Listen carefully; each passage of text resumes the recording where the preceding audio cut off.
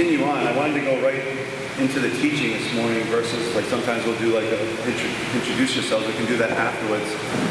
But we're in the book of James, and I love the book of James. And I put out a little Facebook thing today as I've been thinking about it in my notes. I was just putting out there that this teaching has the opportunity to change your life. There's not too many times you can come into a space where someone can say that and declare that as absolutely what I believe to be true.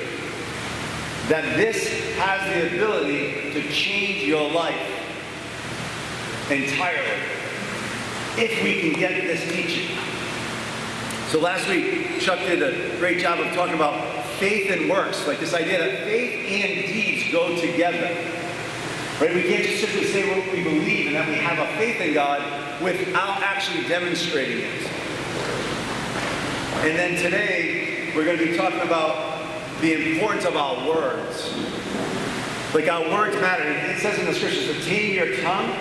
And I want to kind of name this like tame that thing. Like, you know what I'm saying? Like tame that thing. Because it's like this thing is just like, it's always there. It's like ready. You know that thing is like put your foot in your mouth or something like that? Put your shoe in your mouth. I got a size 13, it hurts. It's like when you do that, you can't get it back. Right? And so this idea that James is saying, like, the power of the tongue, the power of our words matters so much that it can change your entire course of life. It can change everything about you. So they think about the different things that you have. It can change your relationships. If you want to take, I don't care what relationship you're talking about. If you want to have a phenomenal relationship, this is what this teaching is for. It can change the course of your relationships. Your finances. Just start thinking in your mind, like what area of your life would you love just to see yourself take it to a whole nother level? Whether it's your finances, your relationships, your career, your spiritual journey, your health. Whatever it is, the power of our words matter. And so we're going to start by reading James 3, 1 through 12. Terry, if you can come and do that.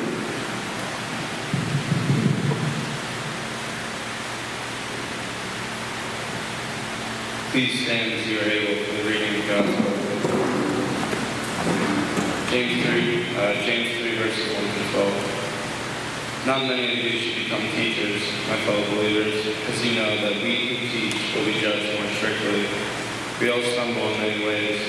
Anyone who is never at fault in what they say is perfect, able to keep their whole body in check. When we put bits into the mouths of horses to make them obey us, we can turn the whole animal. Or take ships as an example. Although they are so large and are driven by strong winds, they are steered by a very small rudder wherever the pilot wants to go. Likewise, the tongue is a small part of the body, but it makes great boasts. Consider what a great forest is set on fire by a small spark. The tongue also is a fire, a world of evil among the parts of the body. It corrupts the whole body and sets the whole course of one's life on fire, and it is itself set on fire by hell. All kinds of animals, birds, reptiles, and sea creatures are being tamed and have been tamed by mankind. But no human being can tame the tongue. It is a restless evil full of deadly poison. With the tongue we praise our Lord and Father, and with it we curse human beings who have been made in God's likeness. Out of the same mouth can come praise and cursing. My brothers and sisters, this should not be. Can both fresh water and salt water flow from the same spring? My brothers and sisters, can a fig tree bear olives or a grapevine bear figs? Neither can a salt spring produce fresh water.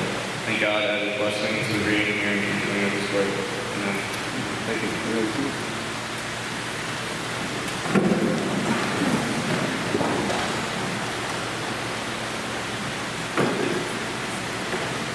So if you recall, in the very first chapter of James, talked about being quick to listen, slow to speak, and slow to get angry.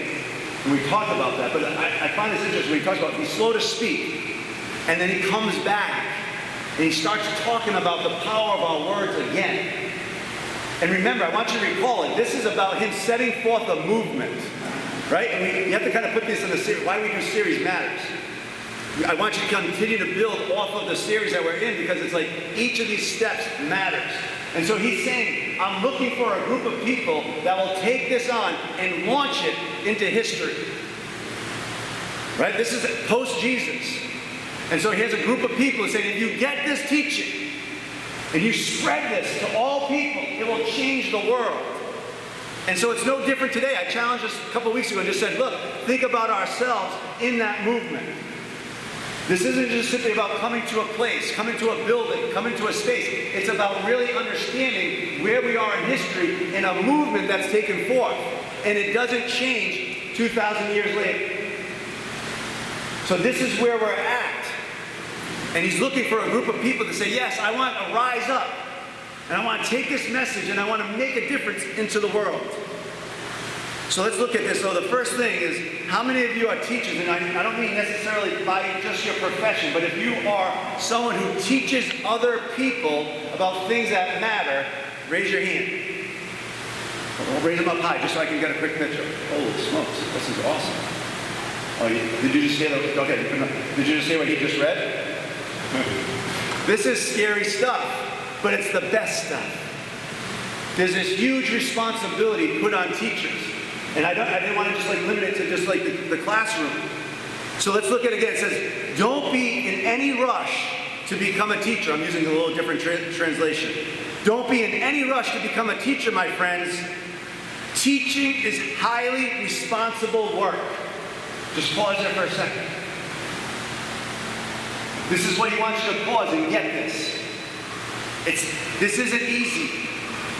And if we're teaching people, take great responsibility, because there's power in your words. And what we put forth has the ability to change a person's life for good or for bad. Feel the weight of that. Feel the responsibility of that. Teachers are held to the strictest standards, and none of us is perfectly qualified. That's the good news. We get it wrong nearly every time we open our mouths. I guess that's kind of like the humility of that. Right? So thank goodness for the cup again. But do you see this exchange of how important it is when we teach, when we bring forth our words, it truly can shape other people's lives. And if you're in that role, in whatever shape, way, or form that is, to see that and take that on as a beautiful responsibility.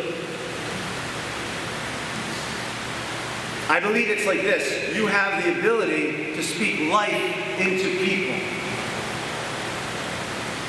I was listening to Brene Brown. Some of you may know her. She's a sociologist.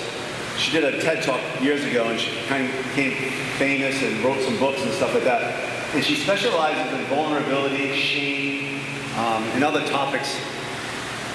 And she was talking about the difference between people who are healthy and whole and those that struggle in their lives.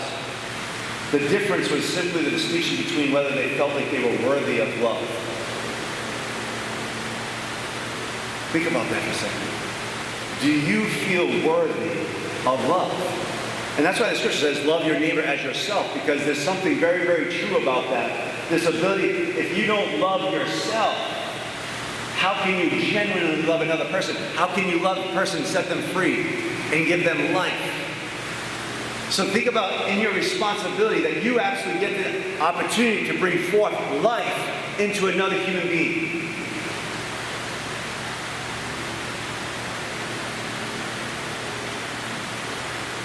The second thing is to believe in them. So Gerard, you're a teacher. What's it like for a student to know that you believe in them? Sorry, put you on the spot. What's it like for a student? Yeah, just any kind of, when you know a student, you see a student either struggling to believe that they're worthy of love, that no one believes in them, versus when you know that a student knows that you believe in them. What's the difference? I don't know, I think they become more open. They are able to take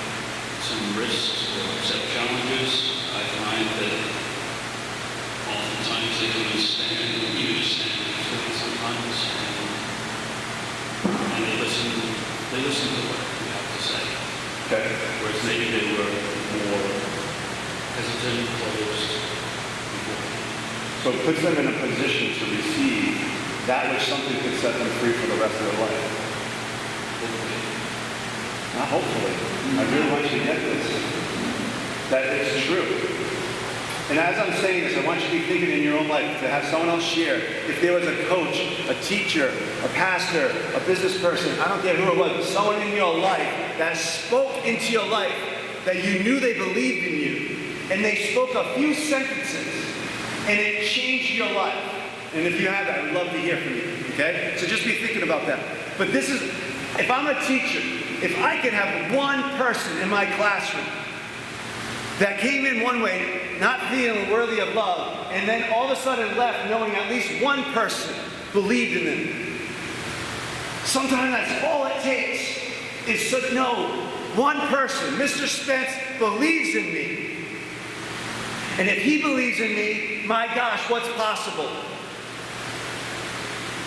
And all that takes is for us to show up and care enough to put ourselves into a person's life and start to believe in them and share words of encouragement, to acknowledge people, to use our words to build up. And now I really want you to come back to that, to bring forth life. How many of us, when we go through, I say this a lot, like the dead man walking syndrome. Like there's a lot of us that just go through life and it's just like it's happening to us. And we're not really living life to the fullest because we don't even believe that we're worthy of it. And if I could make that switch, it's like take the knob and just turn it a quarter twist. That quarter twist means the difference between life and death. The quarter twist means the difference between someone who believes in themselves that will go on and aspire to their goals and dreams because someone believed in me, so thus I believe in myself, that then they can pass it on to others. Now look at the opposite of that. When I hold back that gift, when I hold on to that, and I don't give it away, do you see the ripple effect that's possible both for good and for bad? Like when I launch into a person's life and I acknowledge them and encourage them for who they are, then they go and live in that reality and that new way of being and thinking, then they pass it on. And then they pass it on. That's the movement that James is talking about here. He's like, if you get this, it will change history. And then the last part of this is to encourage people. And if you think that your role, and I am speaking to academics now, academia, if you don't think your role is significant, because unfortunately in our society we don't pay you as if it's significant. That's a whole other issue, right? Yeah. We pay all these athletes that really make a huge difference in the world with a lot of money. And then the educators who form lives. All right, sorry. So, where was I? So when we do this, there was a speaker, this is Jimmy gave me this speaker, and he came to Harvard. And he was from California. He was from like some of the real tough areas of California where shootings happened on a regular basis, okay? And drugs, alcohol, gangs, all that stuff. He shows up at Harvard and he's talking to all these academics. And he starts to talk to them about what's going to happen, the trajectory of our society here and now. And it was like one of the most passionate talks I've ever heard. Because he's pleading for educators to go beyond the classroom. And he made a statement, he said, our society is dependent upon the roles of our teachers in America. If you are a parent and you have kids, who sees your kids more than you do? They're in school 6, 8, 10 hours a day. My kids go from 6:30, they don't get home till 7:30 at night because of sports. So they got teachers and coaches and whatnot. Right? I don't see them enough. That's 12 hours away from mom and dad. Our educators matter. And his whole thing was, he was talking about the shootings that happened. And he was talking about the difference between neighborhoods that were affluent and had resources and other neighborhoods that didn't have those same availability to those things. And all the kids though are set to the same standards in the classroom. You get that? Like the standardized testing. So all the measurements are done by the same standards. And yet, if I live in this neighborhood where I'm experiencing all sorts of shootings and trauma on a regular basis, do you understand what happens? Like if I go to a home right now and I see my cousin get shot and killed on the sidewalk, and I still have to show up to school tomorrow, and I have a test to take, and I have no resources, I don't have people that believe in me, and I don't have counselors to come alongside me and to help me deal with the trauma that I have. But let me go show up and perform on this test as if that test matters. So what he's saying is, he's pleading with the people because he's saying, let's do something about this and see yourselves as a way to make a difference in a kid's life. Because if that kid's hurting and you don't even know that his cousin just got killed, shame on you, because all you're doing is worry about the standardized test. If I care and I want to make a difference and I want to launch a young person into this world successfully, I have to get into their world. I have to know what's happening in their home life. And I've got to be willing to just get outside of the school and the classroom. And if I do that, that young person has hope for their future. And you can change the course of a kid's life. Truly. I'm seeing Richard. Richard works with people with addictions. It's no different. If I can give someone who's with addictions and give them hope that's practical, tangible, hope for their future, and they know that someone cares for them. Know someone who can pick up the phone at all hours of the night, and that person has my back. Maybe I'll refrain from having the next drink. It can change the course of someone's life. Our words matter. This is what James is saying. I'm not making light of this because I want us to get this as a church. In 1 Thessalonians it says, so speak encouraging words to one another. Build up hope so you'll all be together in this. No one left out and no one left behind. How do I say this? I'm trying to be like very respectful when I say this. When we show up and we only are thinking about I am in here, I've shown up. When I go through my life and I go to work and it's like just about me, I'm like, I'm putting in my hours, I'm getting my paycheck. Can you see that that's just such a small way to live life? Like the scriptures call out of us to be others focused. So when I live my life, and we all do it, meaning I do it all, like I sink into that, like I don't like it when it happens, but it's like I go back into like selfish mode, right? And I'm like, I make life about me. We all do that. But it's like I feel like this is the value of encourage one another daily, as the scriptures say. So I want you to be thinking in your head, like what person in your life needs to be encouraged today? Because we're going to have some action steps at the back side of this, and I hope that's one of them. You go, you know what, I'm going to leave here, and I'm going to encourage 5 people. I'm just going to show them I love them, I care for them, and that they mean the world to me. Or you see a young person, and you say, my gosh, what can I say to this young person that shows that I believe in their dreams and their hopes and their aspirations? So let me ask you, I come back to that question. Does anyone have a story of a teacher or a coach who said something that truly changed your life? Anyone? I don't even know what the microphone is. Oh.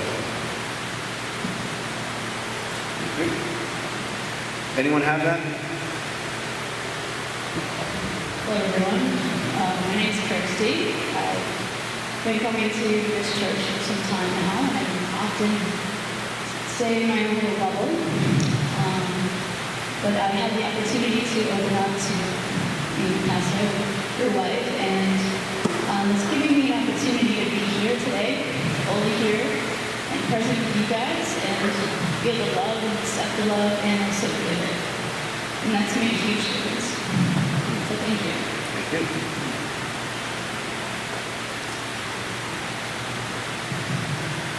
So this Kirsty has, like we all do, has a powerful story. And so we won't get into that today, but there's a reason why she's sharing that, right? This idea of just the power of words, of bringing forth life and hope, and not get stuck in our past. You know how strong our past can be, and that's why that song means so much to me when we talk about the lies. The lies speak louder than the truth. Yeah, I think they say in studies, they say that it takes eight praises or words of encouragement to override the one negative. Is that fairly accurate? Something like that? What is it? It's higher. So think about that. It's like I could say, Cheryl, you know, and start telling you all these great things about you. If I say one thing, that would be a little bit of a negative. You'd be like, how dare you? It's like, you know what I mean? Like, that's the point. It's like I have to say 8, 10 things to encourage you, to acknowledge you, and to say, my gosh, thank you so much for who you are in my life. Now, I'll put all the marriages on the spot. How many of you, don't raise your hand, practice this? Like that you literally in your marriage start to acknowledge your spouse.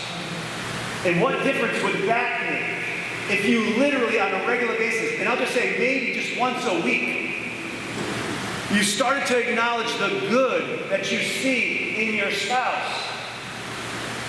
If you're a parent, what would it be like if you could look at your children and maybe every day or once a week you spoke life into them instead of like, because think about it, don't do that, stop doing that, oh my God, and we're chasing them and there's realities there, right? I get that, but that's why they need the reinforcement of, oh my gosh, I love you so much. You're so special, you're unique, you can do it. And you build them up. I mean, we should be our kids' biggest fans that they believe they can do anything. Right? Isn't that the greatest gift? Forget the materialistic side of that. Isn't the greatest gift is you could pour into your son and daughters and believe in them so much so that they believe that they can do anything in this world. They could chase any dream and make any difference in all the contribution and impact in society. That's the gift and the power of our words. Anyone else on that? Sometimes it's like, maybe I will, maybe I won't. In the words, we start talking ourselves out of it. I have something to say, but I'm not going to say it. Thank you. Hi, good morning. I'm Luciana. I'm from Brazil, and many years ago I lived in England, and my host mother was Spanish, and she was also a Christian. And every day she would look at me and say, "You're a woman of substance, and you're beautiful." And every time I heard that, I couldn't believe her. I was like, what's wrong with you? I didn't really get what she was saying, but every day she would say that to me. And one day in church, we were going around and you had to define yourself with one single word. And when it came to me, I said, I'm beautiful. So when I said that, the experience of freedom, I mean, that changed my life. I got what she was saying. So it was, after that, I don't think I've ever been the same. And one thing that I always wanted, and I shared with her, was to conquer the nations from the Word of God and help the church and everything. And after that, I've been in 6 different countries. So she really built me up, and I learned from her how to build others up. The power of her word. Thank you.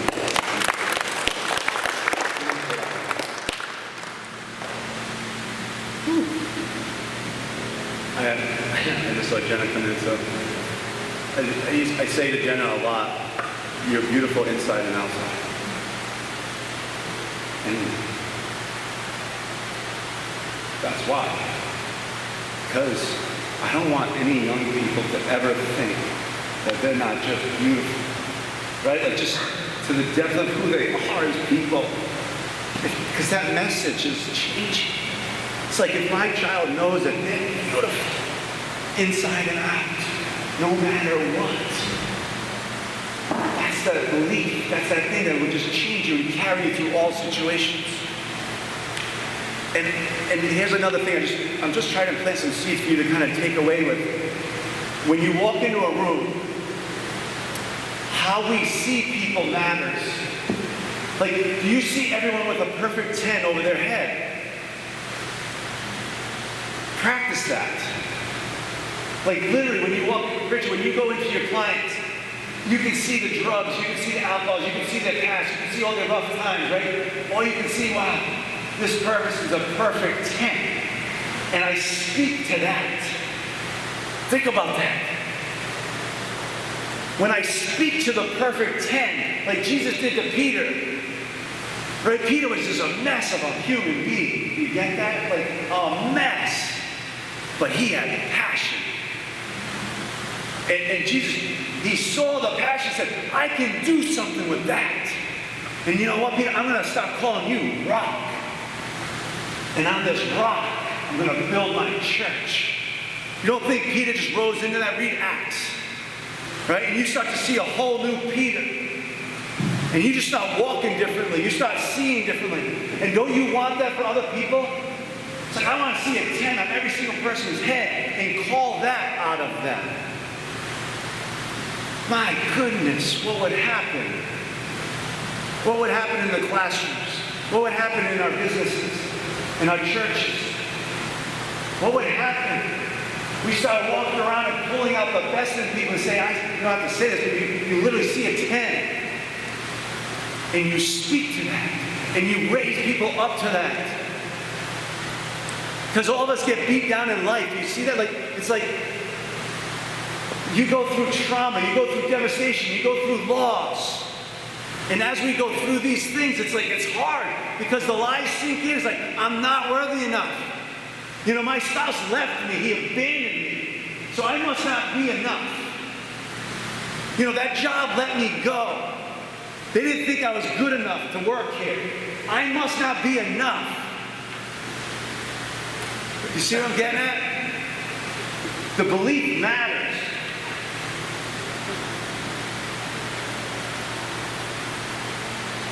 So then it goes on in Hebrews 3:13.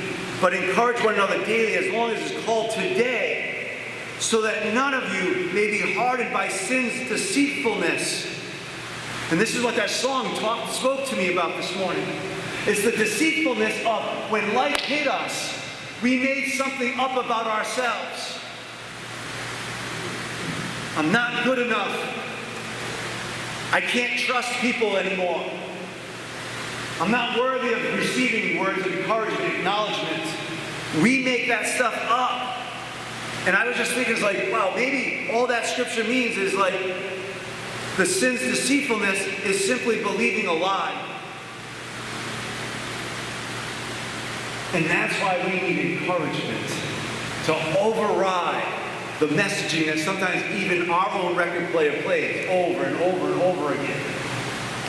So let's start to set people free so that they have a whole new way of thinking about who they are.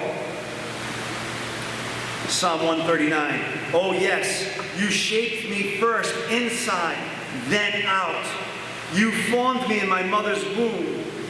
I thank you, high God. You're breathtaking. Body and soul, I am marvelously made. Your works are wonderful. I know that full well. Just hold on to that. This is what we were talking about personally the other day. This is who I am. Beautifully, wonderfully created in the image of God.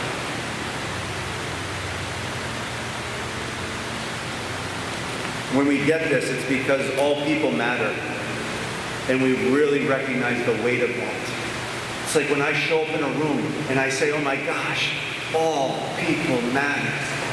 And when I show up in a one-on-one conversation, that person has my full attention, my full love, my full being. That if I could pull out of them their perfect 10, it's a gift. And I leave a person better than when they first came in. And every single one of us gets the privilege and honor of doing that whenever we so choose. So the next point is from James 3, verses 2 through 5. And I simply put, our words can accomplish nearly anything. And then I put, oh yeah, ... or destroy it. There is a realism here. James says, if you could find someone whose speech was perfectly true, you'd have a perfect person in perfect control of life. Think about that.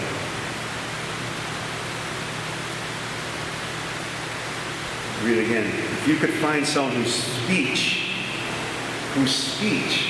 was perfectly true.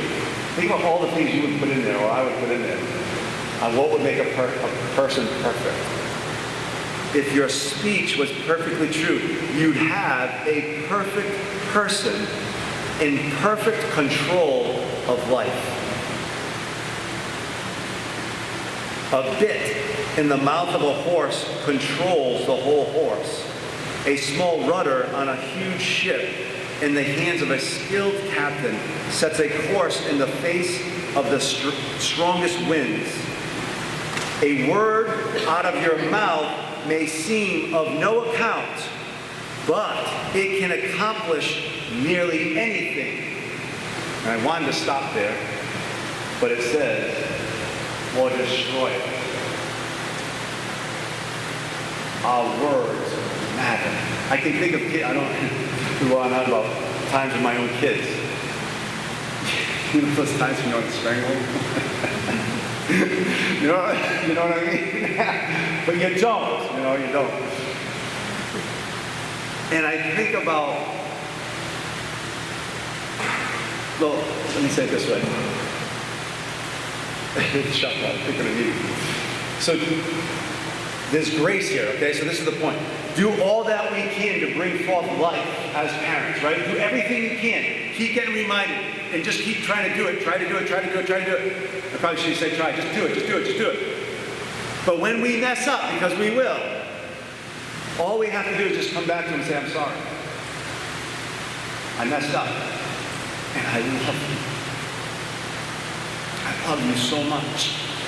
And I held on to, as parents, Diana would hold on to the verse, love covers over a multitude of sins.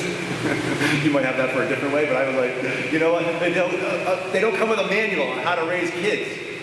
You know, so you just do your best, prayerfully, with others, to help guide you. But guess what? When you just mess up, it's okay to just say, I messed up, I'm sorry. And it's actually a great practice for us to build our character and shows our kids it's okay to be, you're not perfect.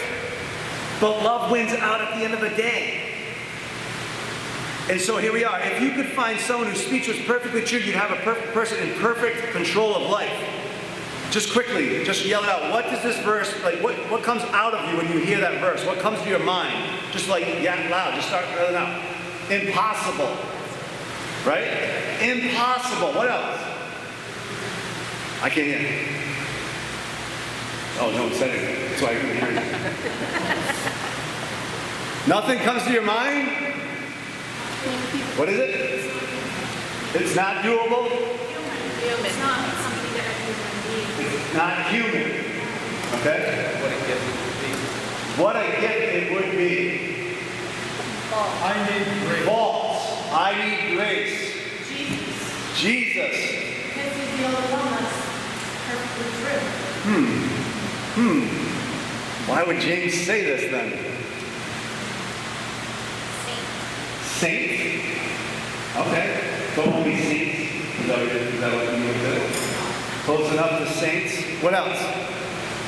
Anyone want to say doable? Aspirable. It's what? Aspirable. Aspirable. Is that a word? Something to aspire to. Yeah. And so I kind of great, all of that. And yet that's what I'm trying to get at. It's like, okay, maybe I can't do this 100% of the time. I get that, hence the cup. But what if we went from 20 to 30? What if we went from 40 to 50? What if we kept moving in that direction? I think this is what James is saying. It's like, you want to have the change the destiny of your life. You're going down this path, and you want to all of a sudden set a whole new course. Get your words in order. Get your speech in order, because there's power in what you say. Because where do words come from?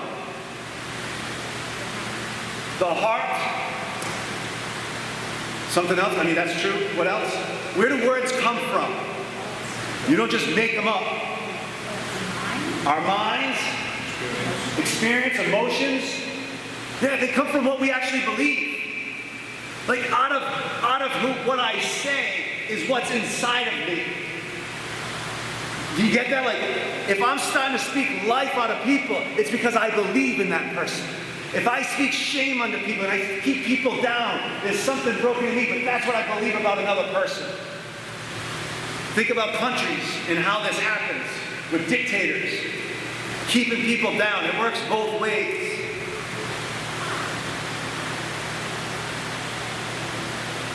Oh, whiteboard. Who's on the whiteboard? Anyone like to draw? Because I'm not a good drawer. Anyone want to help me just draw things on the whiteboard? Great. Ian's going to bring it over here, and then you can just right here. Perfect. You like green or red? You can correct people when it's wrong.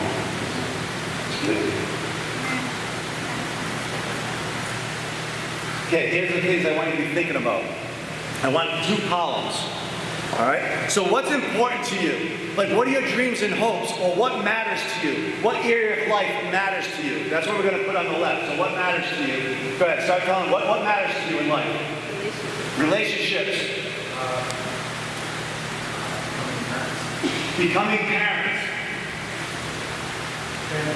Social justice. I can't hear you. Family. What matters over this section? What is it? Was that like over there? Yeah. Oh Lord, give me a peace. Just yell it out. Faith. Brian, what matters? What is it? Art. Artistic expression.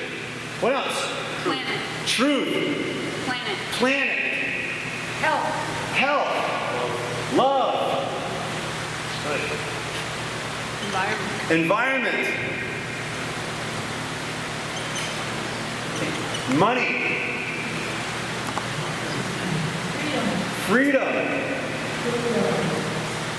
Second that. Breathe again. Exponential. That was square. All right, now on the other side. This is what I think. Like, if you really look at this, if you make your own list, like, I really want you to process this as you leave here. What matters to you? You know what I'm saying? Like, wake up and say what matters to you.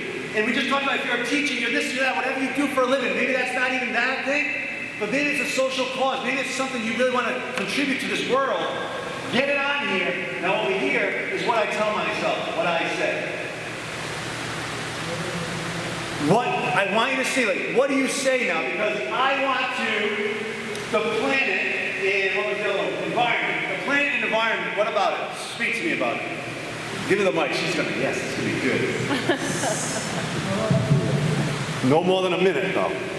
But tell, seriously, what matters to you about the planet, the environment? Just passion. What is it? Okay, so I'm kind of on this thing about trying to reduce my plastic use and how it's just never ending. Like, plastic's in the environment forever and ever, and it doesn't break down and stuff. And so I had an opportunity to speak to the chairperson of the Seahawk Recycling Committee, and I'm going to apply to be a member of the Seahawk Recycling Committee, which feels like great and wonderful, and it feels like an opportunity for me to make a difference. But then there's those things in the back of my head that say, what do you know? What can you do? You know, over there, Lori. What can I do? What do I know? Great. I don't have enough experience. I don't have enough experience. Nobody's going to listen to me. This is awesome. Come on, Lori, stay with it. Nobody's going to listen to me. I don't have enough experience. This is great. What else? Tell me why this matters to you. Just like we have all this plastic and it's just everywhere. It's going into the environment. Why? Why does this matter to you? Because I think it matters to God. It matters to God, and then take me to the practical for here and now. I agree with that, but there's got to be something about humanity or something. There's got to be something in you that says this matters. Is it the created beings, like the animals in the ocean? That's part of it, that we're, like, on a bigger, wider scope, it feels like we're destroying the earth that God created. All right. So think about this. There's a lot of you in here, and in this world, those listening online, that believe that, right? Like, I want to make a difference. Like, we watched a special the other day, just in the ocean, and all the animals and all the stuff that, like the straws and all that stuff. And it's like, but this is what usually wins out. These are the lies that speak louder than the truth or my cause or what matters to me. And here's what I'm trying to say. If I can get this scale higher, like what matters to me overrides that which what I tell myself. And here's how you do it. You just put under here like actions and big words. All I have to do, I'm not putting you on the spot, but I am, in the sense of, if you do want to do something about this, take 5 actions every day. Period. So this is going to be present because it's just us as a human being. Every single person, you get this? Every single person, all walks of life, all cultures, has this story. Go ahead. We have to step out of our comfort zone. Can I have the mic? Well, and that was it. We have to step out of our comfort zones. That was it, because when I had this opportunity, I said, this is a really good thing to help me step out of my comfort zone, because it's not something I've done before. And praying about it and feeling like God is going to be with me through the process gives me confidence and hope that I can do this. Yes, perfect. You guys say Well, something? when you were talking before, I was thinking about, 3 years ago, I worked at a private. Hold on. This is more than a word. Years ago, I worked at a private school in the office, and there was always this one child in the corridor, and I couldn't stand it. They just kept putting that child in the corridor. Wasn't the child had ADD, I don't know, but I said, can I take him to my office instead? So I began to work with that child, and then to step out of my comfort zone, I got to know the child's father, who was a real hardcore guy, and I asked for permission to take her out after school, and I did. And that's scary, because it's, the way the world is, taking out someone's kid. And when I dropped it off, the mother came out in the driveway in tears. That somebody finally took time to acknowledge this child. Perfect. Let's So hold it right that's there. what we gotta do. Just hold on. That's actions. Just take actions, right? I mean, James, literally, he was the Nike commercial, right? He was the first one that came up with just do it. And I mean that, like, you read James, just do it, just do it, just do it. Take 5 actions a day in whatever area matters to you. And if you do that, you're teaching yourself. This is discipleship. You're actually transforming your life as you practice overcoming this side of the board. And we could just fill this whole board with all of your thoughts. How you talk yourself out of doing the things that God has placed inside of you. Do you get that? Like, I believe that's God. God whispers to people. He puts seeds into people. And he throws them up because this is going to sound crass, I'm not passionate about the environment. That's why I need you. Do you get it? Like, I'm not going to be passionate about the same things you're passionate about, and vice versa. But the things I'm passionate about, God put in me, I've got to start doing what I'm passionate about. That's what's the beauty of the church. We don't need everyone to care about what I care about. But we need everyone to care about something. And when you start to act and live in that, take 5 actions a day. See what happens. Oh boy. All right, I'll finish up with this. So I want to have a great marriage. I do. So that's my what matters. Okay? So, all right, I'll walk towards Diane, she's my wife. I want to have a great marriage, so I'm going to encourage her and say, honey, how much I love you. And I'm taking a step in that direction. She likes it when I do the dishes, so pretend I'm doing the dishes. I took a step. Honey, you're always nagging at me about doing the dishes. Seriously, you're going to say that again? And the words that come out of my mouth matter. Here we go again. Can you imagine? When you come home, all you do is sit on the couch. I say I want a great marriage, but my words are bringing me on a whole new course of life. It's this simple. Honey, I love you. What would you like me to do today? Don't say that. But the next day. See, step back. See, this isn't as easy as it looks. Call a friend, right? So, Nate, would you like me to comb your hair? How about a massage? Yeah. Maybe a massage. All right. Would you like a massage? Hey. We would go to Newport. Newport. We have fun. We go to the Red Parrot. Right? But I'm being funny, but I'm serious. Like, this is what we do. I say I want X. Right? This is what matters to me. This is what I want. But my words, that which I speak, takes me off on a whole different course of action. Do it in any area. Your finances. I complain about my finances. I never have enough. I hate my job. And I just keep getting further and further away and digging a bigger hole in my finances. Wait. Finances. I'll get another job. I'll work 2 jobs. I'll save money. I'll spend less. Blah, blah, blah, blah, blah. Right? I mean, it goes on and on. So really get this. This is what James says will actually perfect us in any area of our lives. So take a chance. Take a risk. All right. So then, let's close with the weekly challenge. Different actions. I'm throwing these out not to tell you what to do. I'm throwing them out to kind of churn your brains up a little bit. So these are just different ideas that I have. What is it that you want to take on this week that you can actually put into practice? So I put, list out words and phrases you use that take you in a different direction. So I didn't get to that part of the teaching on my notes, but I had a whole section of things that I actually find myself. So never and always. Okay? If you find yourself, I never, blah, blah, blah, blah, blah. I always, or you always, capture those things. Capture those things. Because it's speaking a lot about what's inside of you. So list out those phrases that you use that take you in a different direction. Or leave here and go and encourage 5 people this week. Just take it on. Take 5 actions every day toward that area that matters to you. Read Psalm 139 every day and declare it as what's true of you. And then other, like whatever. But you see what I'm getting at? Like, this is what matters. And this is what James is saying. If you want to create a whole new world, you want to create a whole new course of direction for your life and the people around you, it matters what you speak. And there's power in our words. There's a whole other teaching we could go into. That Jesus is the Word. Right? The Word. The spoken word matters. Because God Himself, through Jesus Christ, is the Word. And He wants to bring forth life in every single person. So put perfect 10s on people. Let's pray. Jesus, have your way in us.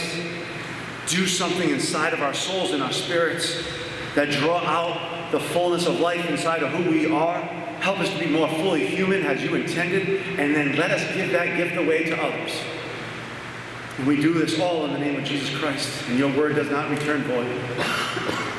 Bring forth life, Lord, in Jesus' name, amen.